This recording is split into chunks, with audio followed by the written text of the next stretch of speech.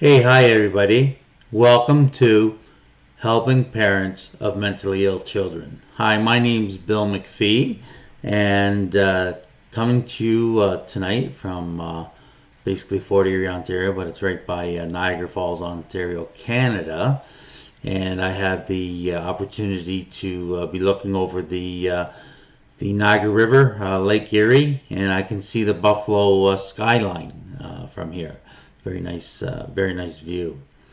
So welcome. Just trying to do our live broadcast, and I'm sure each one will get better as I get more used to the technology. I have to tell you that unfortunately I did make a mistake. I do have a Facebook group that you know called um, um, Helping Parents of Mentally Ill Children. Well, basically, what happened with that is I had another group as well for Christians, and so really in my multi-streaming here, I hooked up the wrong account, and so I have to get that. So I took offline our Christian Parents with Mentally Ill Children spot, and I'll be replacing it. I'll get that done tomorrow. I replace it so we can do the live feed on the Helping Parents of Mentally Ill Children group.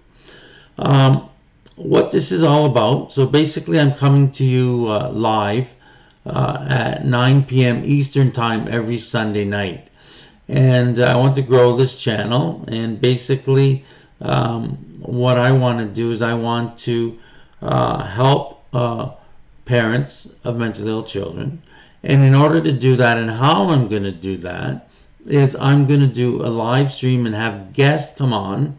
And we're going to talk about mental health, mental illness, whether you're a parent or somebody living with an illness, or you're a professional, or you're an advocate. We're going to be doing interviews every Sunday night at 9 p.m. And the way that works is that I'm going to be bringing people in on Skype.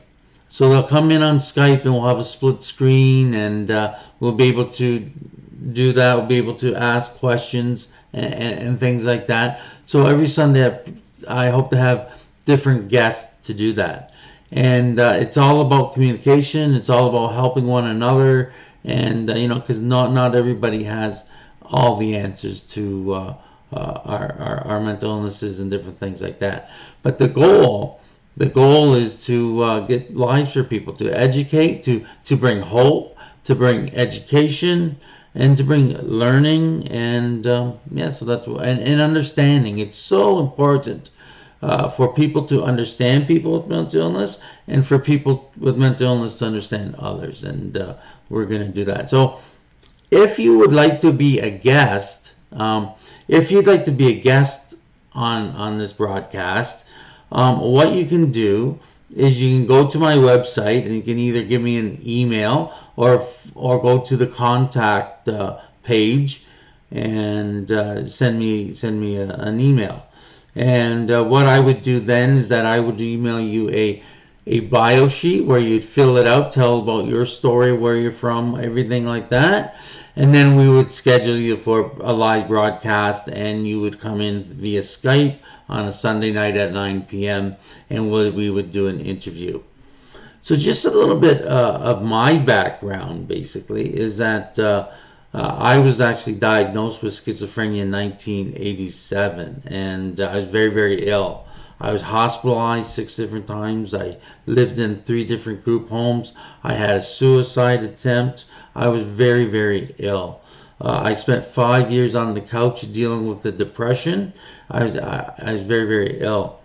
However, today I'm successful, and I enjoy life. I actually consider myself semi-retired. I was the publisher of SZ magazine, which was a magazine on mental illness and mental health, and I did that for 23 years, and now I'm just basically focusing on my channel. If you haven't been to, if you want to learn more about me, just go to the website billmcphee.ca, and MacPhee is MacPhee, and you'll learn more about me, and you'll learn about the page for the helping parents of mentally ill children, and so that would be really be neat. Let me just take a drink here.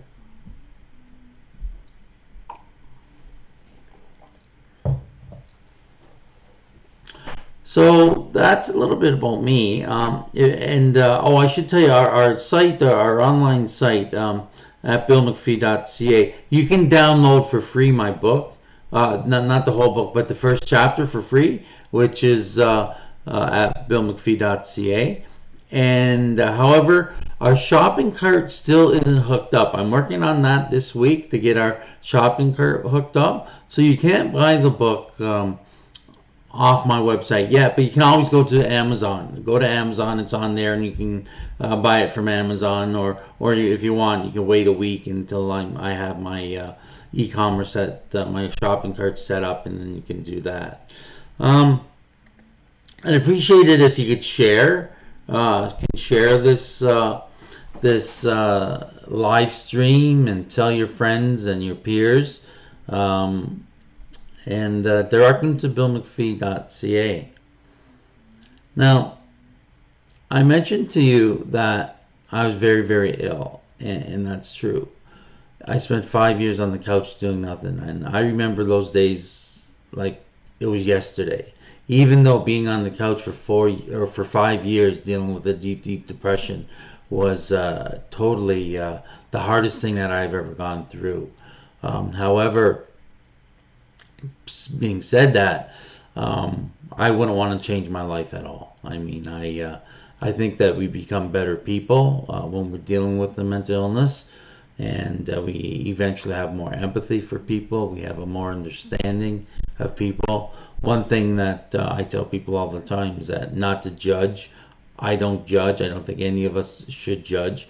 I think that everybody's just trying to do the best that they can with the cards that they were dealt.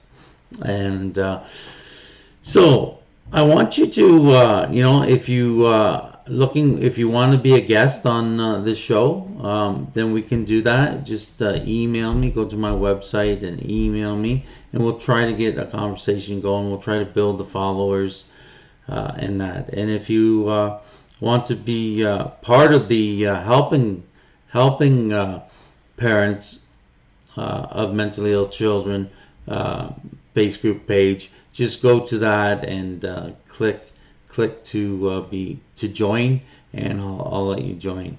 And I should say that this broadcast is being shown right now on YouTube and on Twitter and on Facebook under To Cry a Dry Tear.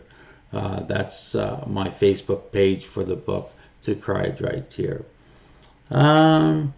So that's basically covers the basics. And so during the week, I'm going to be trying to grow this channel and grow this live stream. And if you like it, maybe you can help me do that as well. If you'd like to be a guest on this live broadcast, just go to my website and email me or fill out the contact form, and we'll get right back to you.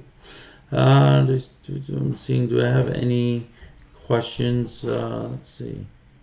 Oh, somebody here says this is Rosina Julia. Julia says she was diagnosed at 15, and yeah, you know what?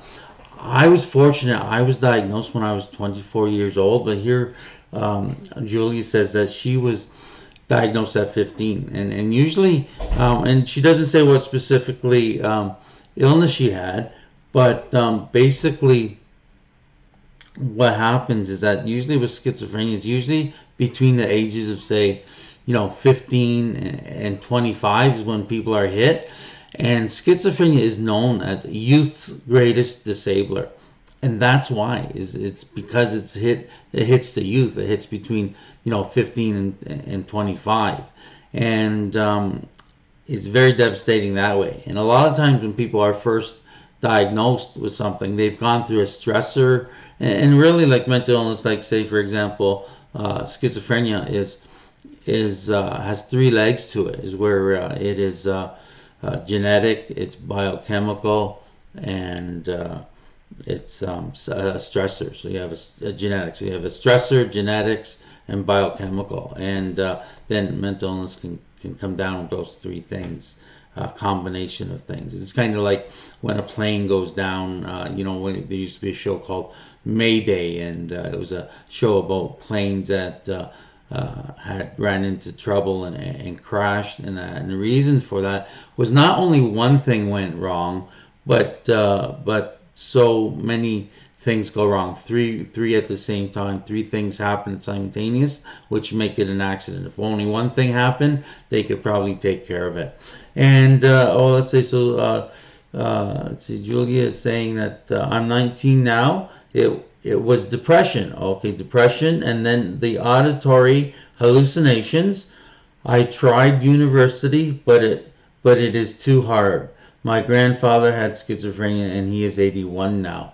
So it looks like Julie has suffered with depression, and depression is really bad. I mean, nobody really can understand depression unless you've really gone through it. When you've been in a deep, dark depression, it is very scary because it's very dangerous because that's when a lot of times suicide happens. But I mean, when we are depressed, we feel that hopelessness, we feel that lack of joy, we feel that unworthiness, we feel just discouraged and no hope, and I lived through that. But I got to tell you, I suffered for 5 years with my depression, and other people the same. But there is hope. I mean, I love my life now. I have a good quality of life, and I enjoy my life. And actually, one of my goals when it comes to depression and suicide, one of my goals is to write a book. I'd like to write a book with 10 case studies of people who have tried to commit suicide and but survived it and are living great lives now. Because I think that when we are depressed and when we are suicidal, we think there is no hope, that everything is meaningless and hopelessness. But that can't be further from the truth. And but it's very, very serious. With schizophrenia, 50% of people with schizophrenia will actually try to commit suicide, and 10% will actually succeed, if you call that a success. So it's a very, very big problem that way. Yeah. So it was depression for. So I hope you're doing a lot better now, Julia. I hope that you're doing well, and that's what it's all about. It's about getting a life. A lot of times, people with mental illness, the whole goal dealing with the mental illness, and that is like to get a life, right? Because when I was diagnosed, I thought my life was over. My life was terrible. But that's what you have to do, is you have to, goal is to get a life. And you say, well, how do you do that? How do you get a life? And it can be complicated, it can be hard, but there is life out there for you. Okay, she says, thank you. The Seroquel is helping to control it. It's the auditory hallucinations that are scary and also make me sad. Yes, the Seroquel, she's on Seroquel, and the hallucinations, absolutely, they're auditory, and we hear things, with that, and yeah, and it is scary. So hopefully, Julia, you can control that, and that's glad that your medication is helping you. And there's a big thing about medication. In my case, I truly believe that medication is the foundation. I mean, I get an injectable every 4 weeks. I get a needle, an injection, and it has it has an antipsychotic in it with a little bit of a antidepressant in it. And what I do is every 4 weeks I get that injection. I did try to go off my medication at one time, and what happened in 6 months' time, I relapsed. I was walking over cars in the street, I was banging on doors, I got picked up by the police again and admitted in the hospital. So for me, I know I tried to go off my medication, and my symptoms and the illness played with my mind and that, and I was hospitalized again, and I knew. They said, Bill, if you want to stay in reality, you have to take your medication. And so life for me is a lot better when I'm in reality than it's when I'm not. So therefore, I choose to take my medication. And I've been on the same thing for about over 30 years. Over 30 years, and it's been very, very helpful for me. It's very it helped the positive symptoms. With schizophrenia, you have what's known as positive and negative symptoms. And positive symptoms are symptoms that are added to your personality that shouldn't be there. For example, you may be paranoid, which shouldn't be there. You may have hallucinations, which shouldn't be there, which, like Julia mentions, that she has audio hallucinations. You may have delusions, thinking made up stories. Those things shouldn't be there, but they're part of you. Voices, you may hear voices, they're part of you, and therefore they shouldn't be there. That's why they're called positive symptoms, because they're symptoms that are there that shouldn't be there. And then with saying that, with the negative symptoms are basically things that we are lacking. They're known as deficit symptoms or negative symptoms, and these are symptoms that are lacking. And we lack joy. We have an emotional bluntness, a blandness in our face. We may be very lethargic. We may seem lazy. These things are lacking from us. A lack of motivation, a lack of drive. Like I said, lack of joy, emotional bluntness comes in. And these things are negative symptoms. And in my case, those are the symptoms that I dealt with the most, that really took me down and everything like that. With the medication, I got rid of my positive symptoms, all those things that shouldn't have been there, but I dealt a lot with those negative symptoms, the deficit symptoms, and they can be very, very disturbing and very, very unhelpful and hard to do that. So I'm going to end now, but I want to let you know, you can you can see the replay of this on my website, billmcphee.ca. And you can see it on Twitter and Facebook. So share this, and if you want to be a guest on the show, just email me. Go to my webpage, billmcphee.ca, and go to the contact form, or email me with the email. You can read the first chapter of my book, To Cry a Dry Tear, Bill McPhee's Journey of Hope and Recovery with Schizophrenia. You can read the first chapter of my book there. And our e-commerce will be all set up in about a week's time. Today is the 12th of January in 2020. So in a week's time, you can buy the book off the site. But if you want to get it right away, you can go to Amazon and get it through there as well. So I'm going to end now. And just quick question from Julie again. So do you ever have the positive symptoms break through the medicine? Oh, absolutely. So medicine doesn't necessarily take all the symptoms away at sometimes. For me, it did, but other people still have symptoms even though they're on medication. And for example, voices. Voices are one of the very hardest things to get rid of. Voices are very, very troubling in a lot of people, and it's hard to get rid of voices. But that's one thing that it's very important to try to get, because like you say, if you're hearing voices all the time, it's very hard to function on a day-to-day basis. It's very important. So really trying to get rid of those voices are very important, but they are hard. And one of the things with schizophrenia, one of the things that is very, very common with people with schizophrenia, is that paranoia. Paranoia is very, very big, very, very common with people with schizophrenia, very common with people with bipolar as well. So yeah, so I'm gonna end here. Just visit my website, and we'll see you next week. So we'll see you next Sunday at 9 p.m. Eastern Time. Go to my website. Maybe if you want to join the group, my Facebook group, helping parents of mentally ill children, you can do that, and just find more about me at billmcphee.ca. So everybody, bye bye. Thanks for being here, and have a good night, and may God bless you. Bye bye.